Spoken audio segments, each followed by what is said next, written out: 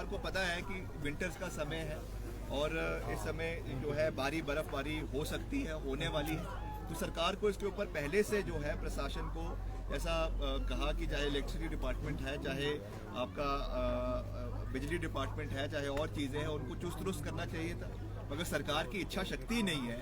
अब जब हो चुका है तब जाके सरकार जाग रही है। ये बहुत अनफॉर्चुनेट है और समय रहते हुए सरकार को इसके ऊपर कार्रवाई करनी चाहिए। एक और मुद्दा है, ज्वलंत मुद्दा है, 108 102 एम्बुलेंस सेवा के कुछ कर्मचारियों को निकाल दिया गया है, 250 कर्मचारी निकाल दिए गए हैं, हड़ताल पर बैठे हुए हैं। मुख्यमंत्री कह रहे हैं कि रख देंगे और स्वास्थ्य मंत्री कह रहे रख देंगे। जो नई कंपनी आई है वो रखने को तैयार नहीं है। जब कोविड चला उन्होंने सेवाएं दी, अब एकाएक निकाल दिया गया है। इस पर क्या स्टैंड है पार्टी का और आपका? हमारा स्टैंड तो बिल्कुल साफ है कि एक और तो ये जुमले दे रहे हैं रोज के रोज, कभी कैबिनेट के माध्यम से, कभी किसी और चीज़ के माध्यम से कहते हैं कि हम आउटसोर्स की पॉलिसी बना देंगे, हम ये कर देंगे, हम वो कर देंगे, और जब करने की बारी आती है तो कुछ धरातल पे होता नहीं है। अभी 108 और 102 के जो हमारे ड्राइवर्स हैं या जो साथ में उनके जो दूसरे साथ में परिचालक हैं, उन्होंने हमसे भी ये बात करी कि हमारी आवाज़ को रखें। हमने कहा अब अगर मुख्यमंत्री की बात को कंपनी वाले नहीं सुन रहे हैं तो विपक्ष की बात को कहाँ सुनेंगे।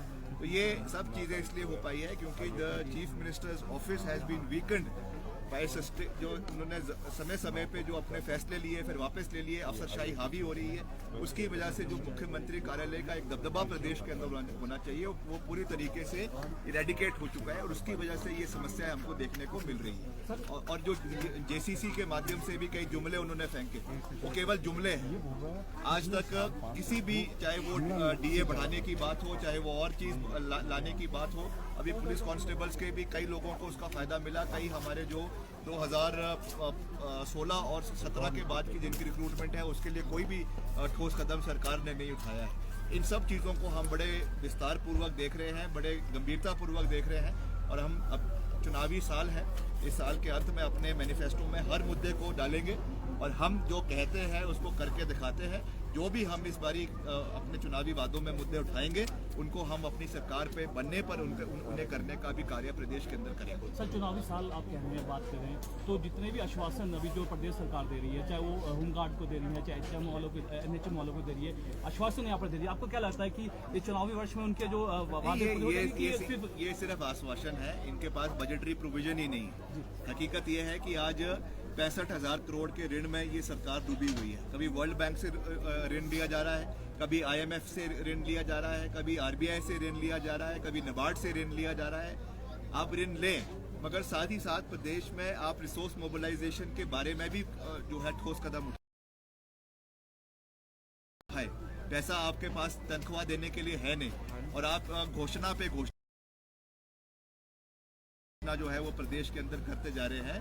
तो ये केवल अंधेर नगरी और चौपट राजा है और उस सरकार का जो मुखिया है वो सबसे बड़े अंधकार में हिमाचल प्रदेश को डाल के जा रहा है।